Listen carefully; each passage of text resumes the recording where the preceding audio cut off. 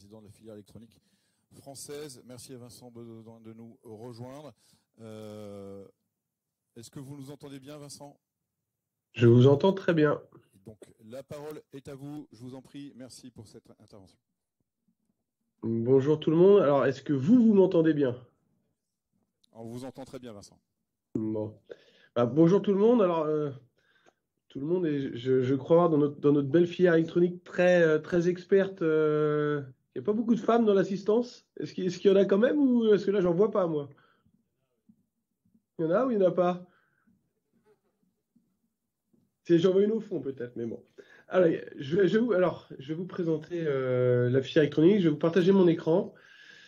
Si vous me donnez la main, par contre, je n'ai pas la main pour... Ah si, c'est bon.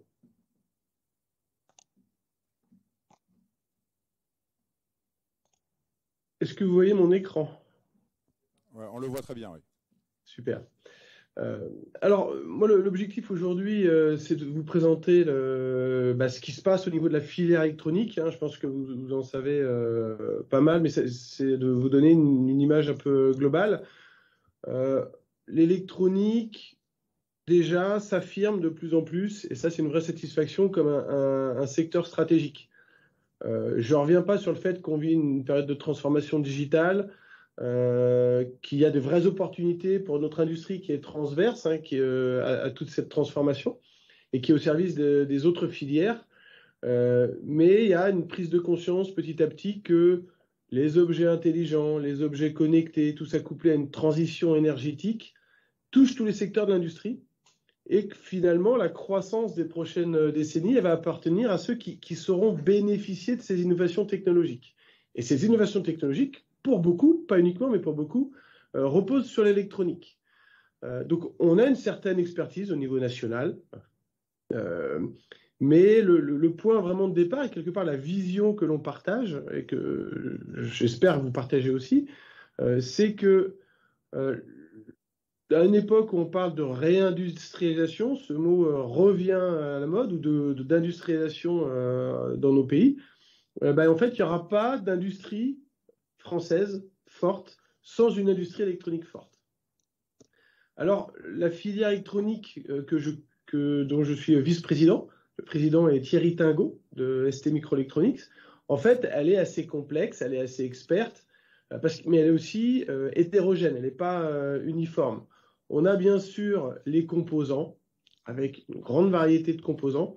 Là, tout ce qui est distribution, représentation, qui fait partie de notre filière, tout ce qui est design, assemblage de cartes électroniques, jusqu'à l'intégration.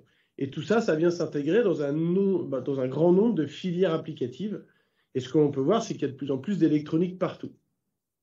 Dans la filière, quelque part, cette chaîne de valeur, elle est représentée par une fédération, la FIEC, Fédération des industries électriques, électroniques et de communication. Donc, dans la FIEC, retenez qu'en gros, il y a l'électrique d'un côté et il y a l'électronique de l'autre, pour faire simple.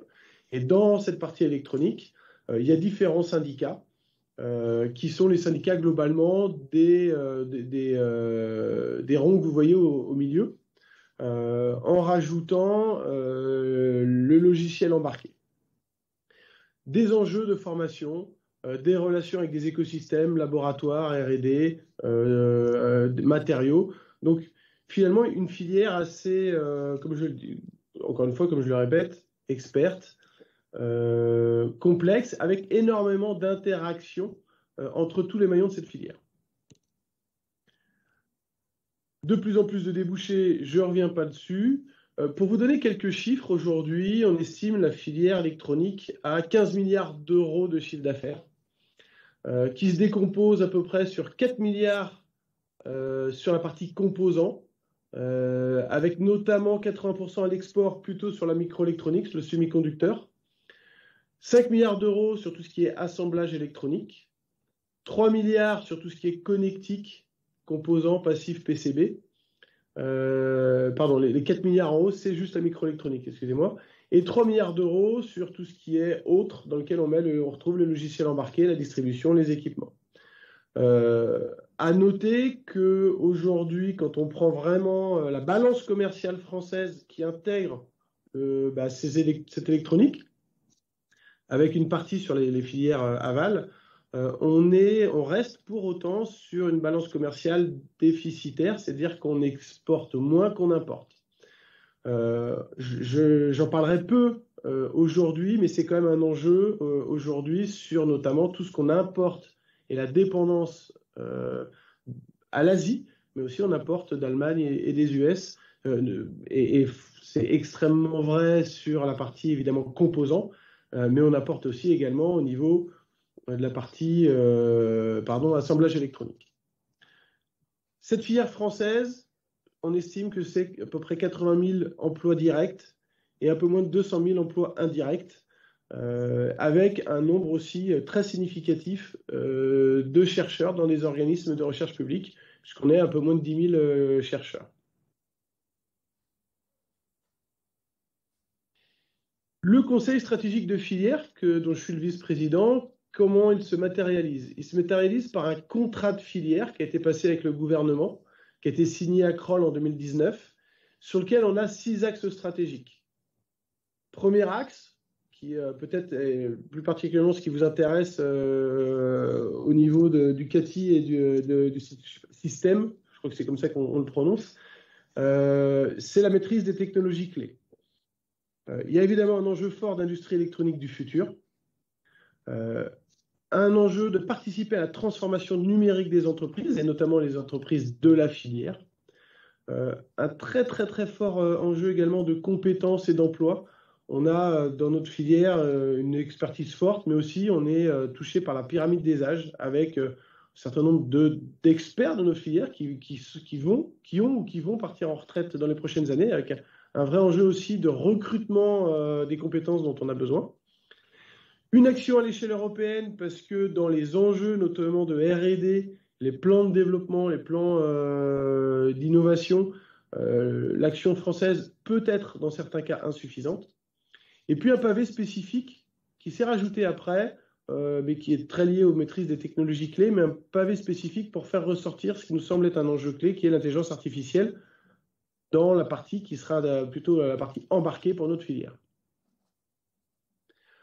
Alors, les grands enjeux de la filière, déjà, le premier point, c'est de pérenniser le socle industriel. On a eu quand même une vague bien sûr, de désindustrialisation depuis le début des années 2000. Cette vague s'est plutôt freinée, ou plutôt elle a arrêté de s'accélérer, et s'est plutôt stabilisée depuis, on va dire, 4-5 ans, mais ça reste un vrai enjeu. Parce que s'il n'y a pas d'industrie, contrairement à la vision qui a pu développer au début des années 2000, qu'on pouvait garder que la tech sans l'industrie, aujourd'hui on est convaincu que ce socle industriel il est nécessaire pour accompagner après la révolution numérique, la transition énergétique. Les 4 piliers complémentaires, bien sûr, on en a parlé avant dans les 6 axes du contrat de filière, mais c'est les technologies, les composants électroniques, les capteurs intelligents. Sur ces sujets-là, on pourra éventuellement y revenir, mais il y a des vrais enjeux de réduire la consommation énergétique des composants et des systèmes, un enjeu d'introduire de l'intelligence au plus proche des capteurs, des enjeux sur l'électronique de puissance, et puis bien sûr la cybersécurité, qui est de plus en plus critique. On n'est qu'au début, quand on a la chance d'échanger avec la NSSI, l'Agence nationale des sécurités des systèmes d'information. Eux, ils parlent vraiment d'une nouvelle ère où on rentre dans une période de guerre inter-États, où parfois ça peut être des États, ça peut être des organisations non étatiques, mais on rentre dans une période de guerre et ça va être un enjeu de plus en plus important pour notre filière de participer à la sécurisation des systèmes. Et puis bien sûr la capitalisation sur les compétences que l'on a, les savoir-faire que l'on a, pour maintenir une vraie dynamique d'innovation, d'investissement, et notamment sur les technos d'aujourd'hui, mais aussi de demain, dans un marché qui reste à forte intensité concurrentielle. Alors, on a des atouts face à tous ces enjeux. On a une industrie des composants électroniques à l'état de l'art mondial. On a encore de la conception, de l'industrialisation et de la production, de l'assemblage de cartes et de systèmes électroniques en France ou en Europe avec des acteurs, pilotés par des acteurs français. Je rappelle que la sous-traitance d'assemblage électronique française est leader en Europe, devant même l'Allemagne. Donc on a encore des vrais atouts. C'est parfois méconnu, mais ça reste vrai. Des vraies connaissances et des vrais aussi des acteurs puissants dans tout ce qui est logiciel embarqué. On a le soutien par des programmes européens qu'il convient d'activer, en relais aussi de programmes qui peuvent être nationaux ou régionaux. Je pense que l'exemple de la Nouvelle-Aquitaine est extrêmement intéressante. Et puis, une industrie française qui, finalement, a beaucoup de cas d'usage et beaucoup de besoins en électronique. Donc ça, c'est aussi des éléments qu'il faut soutenir et c'est des éléments de débouché. Tout ce qui est pôle de compétitivité, cluster, c'est un enjeu aussi majeur avec, de mon point de vue, un besoin dans les prochaines années d'une encore meilleure coordination des notions des enjeux de taille critique pour que toutes les initiatives qui sont très intéressantes soient un peu moins que locales, pour donner une ampleur et travailler de plus en plus en réseau au niveau national.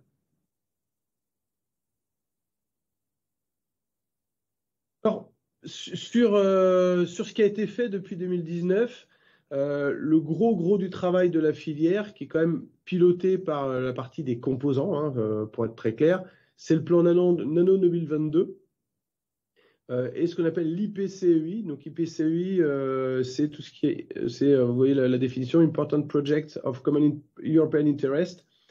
C'est donc l'IPCEI au sujet de la microélectronique. C'est ce qui permet à l'Europe de financer des thématiques stratégiques pour la souveraineté européenne.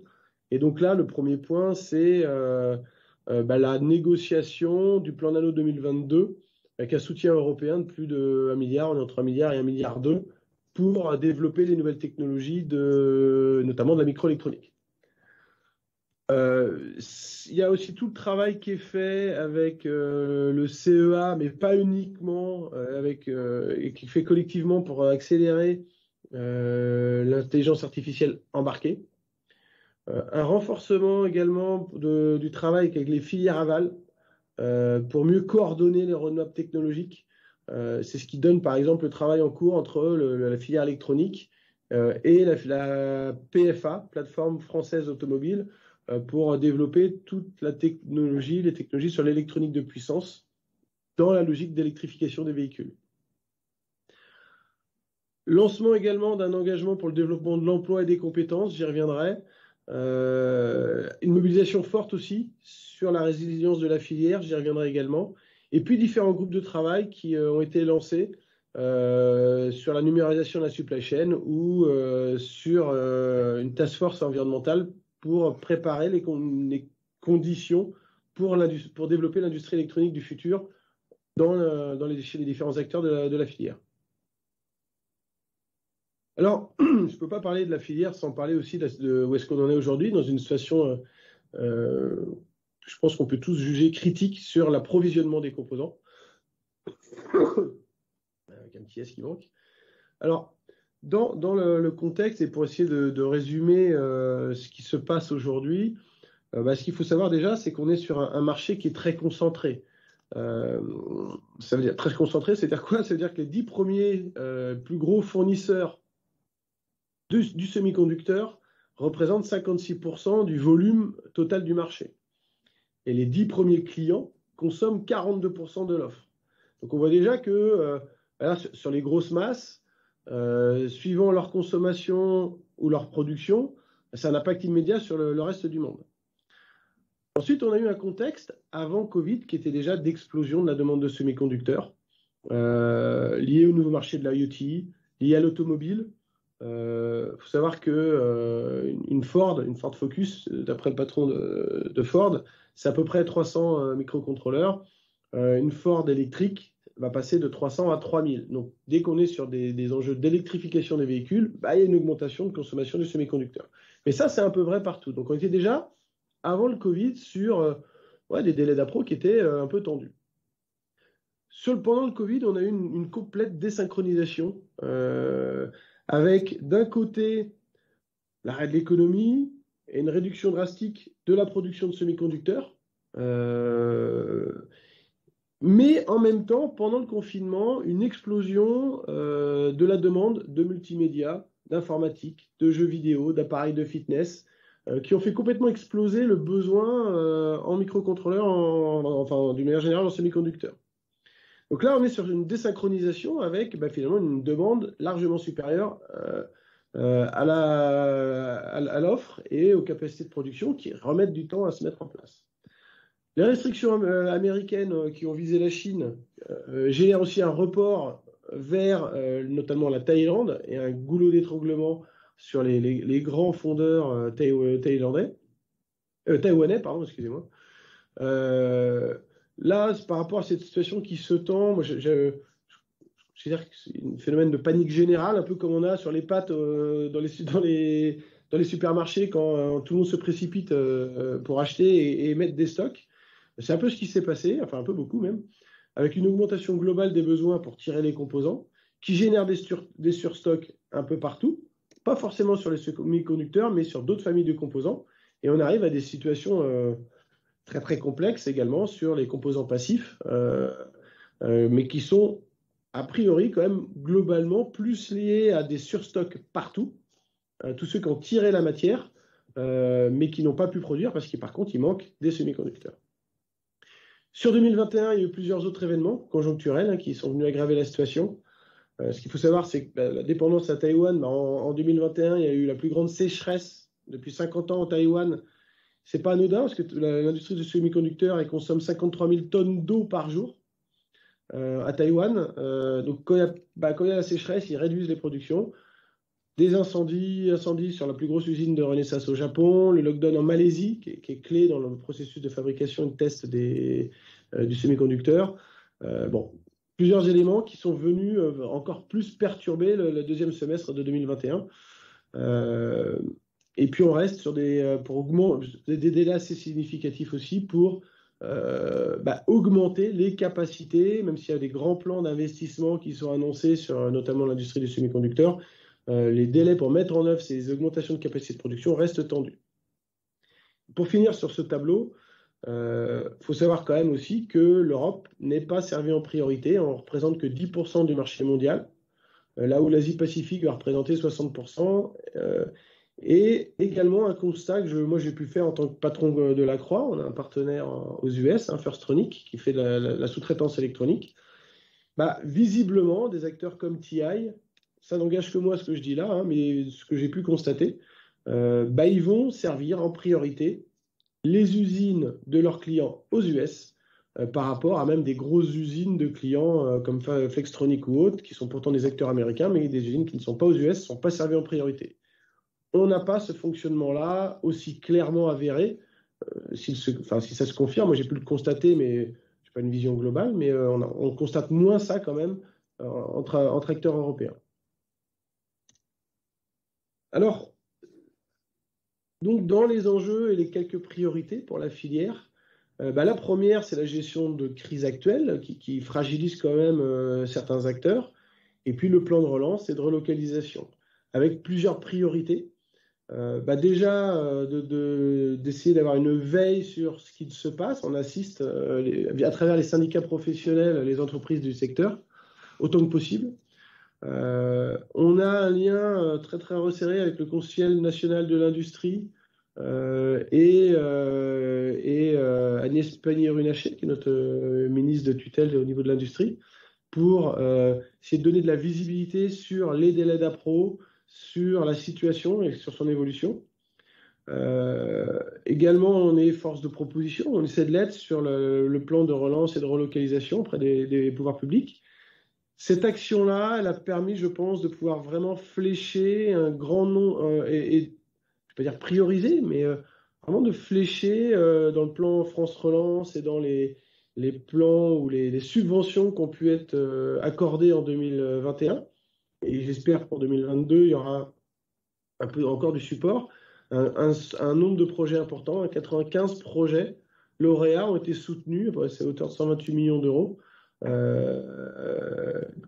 pour 128 millions d'euros donc de subventions pour un levier d'un peu plus de 400 millions d'euros d'investissement productif. Donc ça, c'est positif. On renforce aussi un certain nombre de partenariats pour la formation et pour accompagner les acteurs de la filière. Dans les priorités à suivre sur cette fin d'année et pour l'année prochaine, concrétiser le plan Nano 2022 et donc l'IPCEI dont je vous parlais tout à l'heure. Ça, c'est vraiment le socle majeur au lien avec la souveraineté nationale sur la techno. Il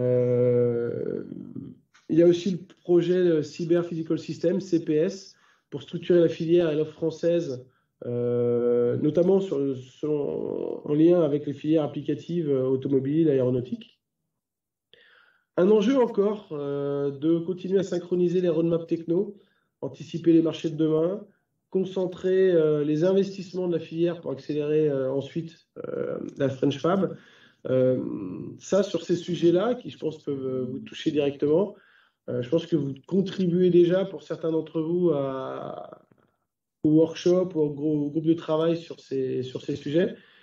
C'est important de participer, même si je pense, ça n'engage que moi, on peut parfois avoir le sentiment que y a des choses qui se discutent hors réunion. C'est pas complètement faux.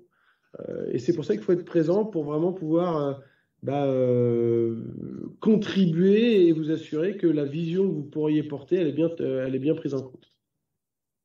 Puis après, on travaille pour pousser le soutien des projets qui s'appellent PSPC, des projets structurants pour la compétitivité. Là, c'est tout ce qui va permettre à ce que les projets d'innovation, les projets où vous pourriez structurer des besoins ou des projets avec subvention, que ce soit vraiment dans le radar de BPI et autres, sur des projets à soutenir et qui sont clés pour l'industrie française. Au niveau de l'intelligence artificielle, c'est très lié aussi à ce qui est déjà travaillé au niveau des plans Nano 2022 et du CPS, Cyber Physical System, dont je vous ai parlé, avec cette volonté et un travail aussi de pédagogie au niveau du gouvernement ou de la DGE ou autre, de dire attention sur l'intelligence artificielle, bien sûr, il y a les GAFA, mais sur le edge computing, sur tout ce qui est intelligence artificielle embarquée, on a une énorme carte à jouer. Et sur ces sujets-là, on ne peut pas laisser passer le train. Ça nécessite des enjeux de formation, de compétences et un travail étroit avec les filières aval pour que vraiment leurs enjeux marché, applicatifs, les dimensions matérielles et logicielles dans leur programme de R&D, tout ça ce soit autant que possible synchronisé. Notre priorité, c'est d'accélérer la transformation de cette filière pour qu'on ne soit pas que dans les programmes de R&D, mais qu'on arrive aussi à industrialiser, fabriquer, assembler autant que possible, garder une puissance industrielle dans cette filière électronique, avec un premier travail qui était l'identification et le développement de plateformes d'accélération d'industrie électronique future. Je pense que Sébastien Rospide vous présentera ça sur ce qui est fait à Angers, mais il n'y a pas que Angers. Un travail aussi sur tout ce qui est supply chain 4.0, avec un enjeu de digitaliser, de numériser tous les échanges au sein de la filière, qui est extrêmement complexe. La supply chain électronique, dans toutes ses composantes, est d'une complexité infinie. Et donc, on a besoin de temps réel. Donc, ça veut dire de la digitalisation et sans doute aussi des algorithmes, de l'intelligence artificielle derrière pour supporter un travail qui est plus humainement faisable. D'autres sujets autour du fret également ont été travaillés. Et puis, on en a parlé au début, la task force environnementale, qui va être un élément. La RSE, globalement, monte partout. Et dans la mesure de l'impact carbone, il va y avoir un vrai enjeu, au-delà de la traçabilité des substances réglementées, qui est un premier travail, mais c'est de pouvoir définir les standards c'est une industrie électronique, dans quelle mesure elle apporte des solutions pour aller vers du bas carbone ou du zéro carbone, mais en même temps en maîtrisant une supply chain qui est aujourd'hui très internationale et consommatrice, ne serait-ce que par ses transports, sans même parler des usines, consommatrices de carbone, émettrices de carbone. L'enjeu dont on parlait aussi de notre priorité, c'est d'adapter les compétences et les emplois aux besoins de l'industrie. Et le premier constat qui a été fait, c'est qu'on avait besoin d'une cartographie dynamique en termes d'offres et de demandes de formation au niveau de la filière, avec un enjeu au niveau de la formation initiale pour pouvoir promouvoir et orienter les élèves vers les métiers de l'électronique qui, au niveau du grand public, au niveau de certaines écoles, n'ont pas forcément bonne presse, avec un peu ce traumatisme et cette vision, l'électronique, c'est pas un métier d'avenir où tout est en Asie. Donc ça, c'est un vrai enjeu. Mais on a aussi un enjeu de formation continue pour trouver des solutions plus rapides, pour faire face à des problèmes de recrutement, et aussi pour faire face à l'évolution des métiers de l'industrie électronique, que ce soit dans les bureaux d'études, dans les bureaux d'engineering, d'industrialisation ou dans les usines. Donc un enjeu d'adapter l'offre et la demande, avec une problématique aussi d'attractivité et une nécessité progressivement, avec pas toujours les moyens, on aimerait avoir plus de moyens, mais avec les moyens qu'on a, promouvoir les métiers d'électronique auprès des jeunes, auprès du grand public. Pour ça, on a lancé un EDEC. Un EDEC, c'est un engagement, développement et compétences avec l'État qui permet de sécuriser des parcours de formation, d'avoir un volet prospectif aussi sur les besoins de demain. Donc c'est assez structurant. On a obtenu du financement pour pouvoir tenir cet EDEC et s'assurer que les formations futures vont être autant que possible en adéquation avec les besoins. Cette structuration-là, elle est assez critique et assez clé. Après, il y a un enjeu aussi sur la mixité dans l'industrie. On n'y est pas dans l'industrie électronique. Alors, on n'y est pas quand on parle de R&D. Dans les usines, en général, c'est plus des femmes. Ça mettra du temps, mais c'est un enjeu aussi qu'il ne faut pas sous-estimer. Et puis après, il y a toute la coopération plus pratico-pratique, qui est souvent, alors au niveau national, mais qui peut être aussi au niveau des bassins d'emploi, au niveau régional, sur la réforme des parcours de formation, Bac Pro, BTS ou autre. Au final, pour conclure cette présentation un peu macro, on a revu le contrat stratégique de filière début d'année dernière. On a actualisé les axes stratégiques.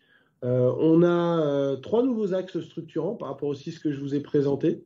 La contribution à la transition environnementale, qui est un vrai enjeu évidemment. La souveraineté et la résilience de notre filière électronique comme filière stratégique pour le reste de l'industrie. Et la coopération entre l'écosystème électronique français et les filières partenaires qu'on doit vraiment renforcer. On n'apportera pas la même valeur si on est considéré comme une filière d'exécutants. Au final, dans une situation un peu complexe ou critique liée à la tension sur l'approvisionnement des composants, pour autant, et moi je peux vous le garantir pour l'avoir aussi vécu en lien direct avec les ministères, les équipes en dessous, la crise sanitaire elle a vraiment renforcé la compréhension et la vision de nos instances gouvernementales du rôle stratégique de la filière électronique et dans toutes ses composantes. Et ça, c'est vraiment un changement parce que je peux vous garantir que ne serait-ce qu'il y a même 2-3 ans, pour expliquer pourquoi l'électronique était important, c'était parfois très compliqué. Ce n'est plus un sujet. Le sujet maintenant, c'est comment cette filière stratégique, on va pouvoir la soutenir et on va pouvoir accélérer et comprendre ses enjeux. La tech, la formation, mais garder une puissance industrielle. Donc voilà sur cette présentation, je pense que j'ai tenu à peu près dans les temps, avec moi un message clé que je souhaitais vous passer, c'est super, on a une filière trop méconnue, beaucoup d'initiatives en région, et l'enjeu de plus en plus, ça va être de faire savoir ce qui est fait en région et de collaborer, de créer vraiment une filière en réseau. Il n'y a pas d'affrontement entre le national, le local. Il y a des puissances, il y a des initiatives, il y a des compétences et de la complémentarité entre les régions françaises. attention de chacun vouloir faire de doublonner ou de vouloir chacun faire, de bricoler dans son coin les mêmes choses que toutes les autres régions.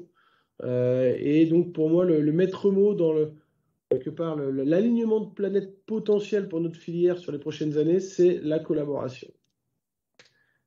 Voilà pour ce qui me concerne. Merci Vincent Belin, on peut l'applaudir. Je vais vous garder quelques instants encore, Vincent Belin, si vous voulez bien, pour quelques questions dans la salle. S'il y a des questions, n'hésitez pas à lever la main si vous avez une question à poser, si vous avez un commentaire, une remarque. On a quelques instants pour une question. Oui, une première question pour Vincent Belin, de la part de, je vous laisse vous présenter.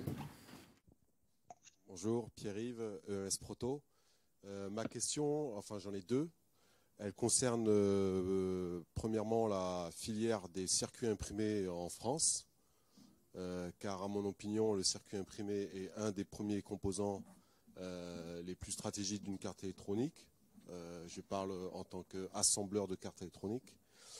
Et deuxièmement, quelle est dans la filière et dans la feuille de route, quelle place prend la formation et l'enseignement, et pas uniquement des ingénieurs électroniques qui, à mon humble avis aujourd'hui, se transforment plus en ingénieurs de logiciels embarqués que réellement du vrai hardware. Voilà, merci. Ok. Alors, pour la partie circuit imprimé, soit je fais le politiquement correct, soit je fais ce que je pense. En général, je fais plutôt ce que je pense. Mais je vais commencer par le politiquement correct. La filière de circuit imprimé, elle est critique. Et si on n'a pas de circuit imprimé, on peut pas fabriquer grand-chose. Donc, il y a tout un travail qui est fait pour voir, en effet, comment soutenir cette partie-là. Et ça reste un enjeu majeur. Ce qui est un peu moins politiquement correct, c'est de dire dans quel état elle est aujourd'hui, la filière des circuits imprimés en France. Des acteurs qui, contrairement à certains grands acteurs allemands, sont en sous-taille critique. Et toutes les discussions qu'on a, alors, les circuits imprimés, c'est dans le syndicat de l'Axiel, hein, dans le jargon.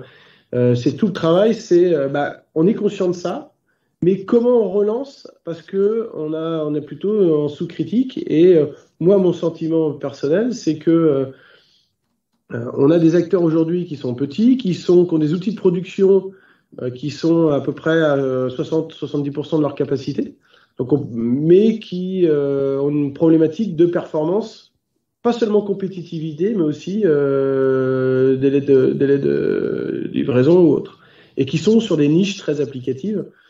Donc ce sujet-là, il est pas évident, et pour l'instant on n'a pas de solution. Enfin, on n'a pas de solution. On a du travail en cours, mais on n'a pas de solution parce que ça va aussi dépendre des acteurs, de leur capacité à définir une nouvelle stratégie, capacité à investir. Et je trouve que c'est pas encore au niveau des enjeux.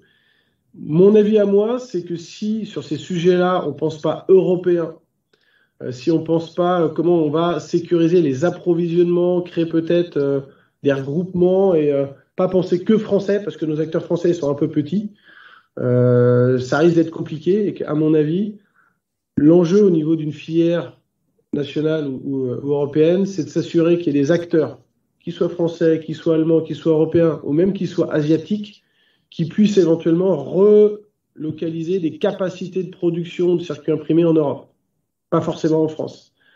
Avec une problématique, et je finirai là-dessus, c'est quand même que c'est une industrie qui est quand même assez polluante, et que je pense que par rapport à une problématique de compétitivité, c'est malheureux à dire, hein, mais c'est une industrie qui peut faire des choses dans d'autres pays qu'on aurait du mal à accepter en Europe. Donc la problématique, elle n'est pas évidente. Je vois des gens qui disent de la tête. Je suis preneur de d'autres versions ou d'autres commentaires. On est là pour discuter, il n'y a pas de souci. Je ne sais pas si monsieur voulait intervenir. Oui, merci Vincent Belin pour cette réponse. Est-ce qu'il y a une autre question, une remarque, un commentaire? N'hésitez pas, on a encore un peu de temps. Ah, je reviendrai sur l'enseignement après. Il y a plusieurs mains qui se lèvent, j'ai l'impression. Allez, je veux juste rebondir sur le circuit imprimé, excusez-moi. Effectivement, je préfère des réponses sans langue de bois, alors que là, je pense vraiment qu'on avait une vraie réponse de langue de bois. Par contre, l'activité, regardez le PCB au niveau Europe, c'est une évidence. Le fait qu'il pollue, on est en 2021, il existe des procédés alternatifs que certains pays ont déjà mis en place.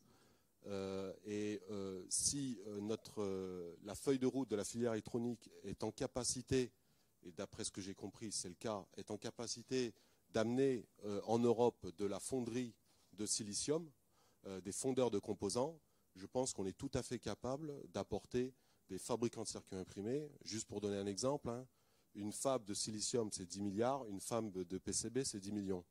Je pense quand même que la fabrication de circuits imprimés pourrait être une étape, à mon avis, intéressante, accessible.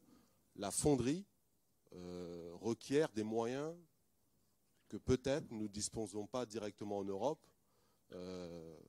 Voilà, c'est mon point de vue. Mais je dis pas le contraire, hein. Mais il faut des acteurs capables aussi de porter ces investissements-là. Et dans la filière électronique, il faut être aussi très lucide sur les investissements publics qui sont portés. Ils sortent pas d'un claquement de doigts, et qu'il faut être lucide sur le mécanisme de lobbying qui se fait, notamment par les gens du semi-conducteur. Heureusement qu'ils le font, hein, sinon ça pourrait partir sur des choses peut-être moins utiles aussi. Mais du coup, c'est pas évident de garder une part du soutien public pour autre chose que le semi-conducteur. C'est vrai pour le circuit imprimé, c'est vrai pour certains sujets d'assemblage, où en effet, parfois on parle peut-être moi je pense que c'est plus qu'une dizaine de millions, mais on est aussi un peu contraint, de mon point de vue, par ce que les acteurs de chaque domaine sont capables de proposer. Moi, j'ai aucun intérêt, hein, je suis assembleur électronique, hein, donc j'ai aucun intérêt à ce que la filière de circuit imprimé, elle évolue pas, mais c'est pour l'avoir travaillé aussi pas mal, entre le SNES, avec l'Axial et autres, on a du mal. On a du mal à faire émerger des projets avec une ambition, des tailles d'usines plus grosses, qui amènent de la compétitivité, qui amènent un retour sur investissement sur des investissements nécessairement plus importants. Merci pour votre réponse, Vincent Redouin. Est-ce qu'il y a une dernière question, ultime question? Juste sur la formation. La formation, c'est un enjeu majeur. C'est pas évident. C'est au niveau de l'EDEC, mais c'est une vraie conscience que il faut mieux des bons techniciens ou des bons ouvriers experts dans les usines, même dans certains bureaux d'études, que des ingénieurs qui. Donc j'ai pas la réponse à ça. Par contre, sachez que là, il y a une vraie prise de conscience là-dessus. C'est le travail qui est en train d'être fait par ceux qui sont au niveau du conseil stratégique de filière sur l'EDEC, pour justement réadapter un peu mieux, et pas juste avoir des filières ingénieurs qui en plus s'appellent électronique et digital et vont sur d'autres choses après.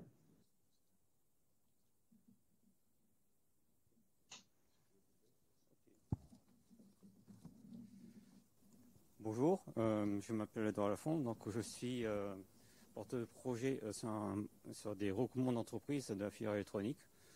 Je vous pose la question parce que nous avons un groupe de travail dédié justement au recyclage de puces, afin de réduire l'empreinte environnementale de la filière. Donc, est-ce que vous avez connaissance des plans spécifiquement dédiés pour les startups qui visent à améliorer ces procédés? Alors, les procédés de recyclage de quoi exactement, que je comprenne bien? Ok, donc il s'agit de pouvoir recycler l'intégralité des matières premières, donc plus précisément de broyer les déchets électroniques et d'extraire les matières premières stratégiques comme les terres rares. D'accord. Et votre question, c'est est-ce qu'il y a des dispositifs spécifiques sur ce sujet-là? Oui. Alors, je pense qu'aujourd'hui, c'est pas les sujets sur lesquels on est les plus avancés. Par contre, il y a une prise de conscience que c'était rare aujourd'hui, même d'autres éléments, même des matières plus simples comme le cuivre ou autre, dans le recyclage, on récupère du matériel, on l'envoie parfois hors de France, en Inde ou autre, et on envoie des matières précieuses, et on en perd quelque part le bénéfice. Au-delà de ça, c'est pas du tout la task force environnementale dont je vous parlais. Je peux vous mettre en relation avec la personne qui s'en occupe. On est quand même au début de ces sujets-là. C'est des sujets, je pense, qui vont monter, mais sauf erreur de ma part, on est très très loin d'avoir les niveaux de structuration suffisants. Aujourd'hui, on est quand même beaucoup plus en tout cas dans les actions qui sont menées, beaucoup plus un poids qui est même disproportionné sur les nouvelles technologies de demain, plutôt que les sujets dont vous parlez. D'accord. Mais ça ne veut pas dire que ça doit pas évoluer. Hein. Je vous remercie. Merci pour votre réponse. Donc je pense que s'il n'y a plus de nouvelles... Ah, une dernière question. Une dernière question de Cédric Delage. Oui, bonjour Vincent. Vous avez parlé dans les dispositifs pour renforcer la filière d'un volet formation pour aider à former mieux les chefs d'entreprise des PME, c'est ça ? Ouais, c'est un accompagnement qui a été fait avec BPI. Je m'en occupe pas directement, donc je suis ça d'un peu plus loin. Mais si vous précisez votre question, je pourrais peut-être vous aider. J'y viens. Je pense que ça serait bien de faire la même chose pour les chefs d'entreprise des grands groupes. Je pense que vous êtes assembleur, je suis assembleur aussi. Les grands groupes nous font signer des chartes d'éthique, nous font signer des contrats, nous font signer des engagements, ce qui est très bien, hein, notamment au niveau des RSE, au niveau de la non-compromission des entreprises par rapport à des choses que les Américains ont d'ailleurs poussé très très loin, hein, tout ce qui est corruption. Mais ça serait bien je pense qu'on est tous témoins ici, ayant vécu la période Covid, que ces grands groupes ont quelque peu malmené leur supply chain. Et je pense que ça serait bien que des formations les concernant par rapport à l'attitude qu'ils ont vis-à-vis des PME et des ETI soient dispensées à ces dirigeants. Je suggère. Ouais, alors c'est un sujet qui m'est cher, moi, c'est un peu mon cheval de bataille. Je mettrais pas ça au niveau de la formation et je mettrais pas que les dirigeants des grands groupes, parfois aussi les directions achats. Mais pour faire pas trop long, aujourd'hui, le constat qui est fait, c'est que l'appauvrissement de notre filière, en tout cas, elle est très très largement liée aussi à la conduite des grands donneurs d'ordre. Tout n'est pas mauvais, hein, attention, il n'y a pas tout acheté, mais c'est vrai que cette vision, et quand on a dans une direction achat des objectifs sans discernement, d'aller d'abord mettre du low cost, c'est pas terrible. Il y a des pratiques aussi sur les contrats, sur les contrats de R&D. Enfin bon, on est tous, je pense, pu être parfois écrasés par ce type de relation maître-esclave. Le travail qui est fait aujourd'hui, c'est qu'on est en train de travailler avec les filières aval. C'est pas évident. C'est d'utiliser le contexte hyper tendu actuel sur les composants pour reprendre la charte des bonnes relations clients-fournisseurs. Et on travaille avec le médiateur de la République. Alors, ça va pas révolutionner tout, hein, mais on fait ce qu'on peut sur l'adaptation de ces chartes dans les relations spécifiques de la filière électronique. Alors, il y a un focus quand même qui est peut-être pas, c'est peut-être pas votre point, qui est déjà immédiatement sur les comportements actuels qui consistent à faire mettre des stocks chez des sous-traitants qui sont déjà attendus en trésorerie. Il y a d'autres sujets sur les contrats R&D, et je pense qu'entre la crise sanitaire et également les enjeux RSE, les objectifs RSE que prennent ces grands groupes, moi je vois une opportunité de travailler, de revoir certains comportements. Moi je constate au niveau de la Croix que je vais pas dire les pires clients, on devrait jamais dire ça, mais les relations sont beaucoup plus difficiles avec les grands clients, les grands comptes français, par rapport à mes clients allemands ou d'autres pays. Ça, je trouve ça un peu dommage. Et donc, je rejoins votre point. Je ne sais pas si ça passera par de la formation, par de la sensibilisation, par aussi le fait d'aller activer l'accord de sensible, soit les appros quand il y en a, soit les RSE hautes. Mais c'est sûr que ça va jouer un rôle majeur dans la filière. Quand on aligne aussi les roadmaps avec les filières aval, c'est aussi cet objectif de ne pas être mis comme simple exécutant, mais de mieux collaborer. Merci Vincent Baudin pour votre réponse. Ouais, Oui, pardon. faut détricoter pas mal d'années de mauvaises pratiques de mon point de vue. Merci. Je pense qu'il y a eu un vrai effort justement pour casser un peu cette langue de bois. En tout cas, on est dans le dur, il y a des échanges. Je sens que la salle aimerait vous garder toute la journée avec nous, mais j'imagine que la prochaine fois, peut-être vous serez présents. En tout cas, merci à nouveau pour vos réponses. Je pense qu'on peut vous applaudir à nouveau. Et à très bientôt. Bravo pour cette initiative en tout cas, et puis continuons à collaborer. À bientôt. Merci Vincent.